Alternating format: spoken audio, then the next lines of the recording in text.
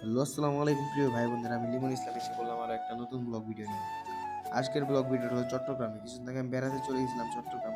তো একদিন সকাল সকাল ফজরের নামাজ পড়ে বের হয়ে গেছিলাম হাঁটাহাঁটি করার জন্য। আর হাঁটাহাঁটি করতে করতে চলে এসেছিলাম খেজুরতলা সমুদ্র সৈকতে। এই জায়গায় আসলে বড় বড় জাহাজ এবং জেলেদের নৌকা ভিড়ানো আছে।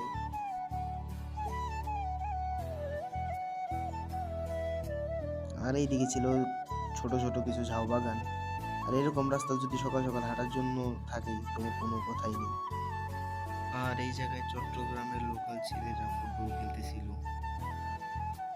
আর আপনারা তো জানেনই সকাল সকাল ফুটবল খেলার মজাটা আসলে কিরকম লাগে। তো খেলা দেখে আমরা একটু নিচে যাওয়ার রাস্তা খুঁজতেছিলাম। তো খুঁজতে খুঁজতে একটু সামনের দিকে আগাইতেছিলাম যে সামনে যাই দেখি নিচে যাওয়ার রাস্তা আছে কিনা। একটু হাঁটাহাঁটি করতে করতে আমরা সামনের দিকে যাচ্ছি।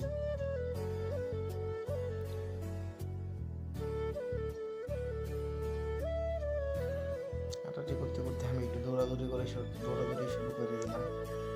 দৌড়াদৌড়ি করতে করতে আমরা চলে যাই নিচে। নিচে এসে দেখি অনেক সুন্দর একটা মনোমুগ্ধকর ভিউ।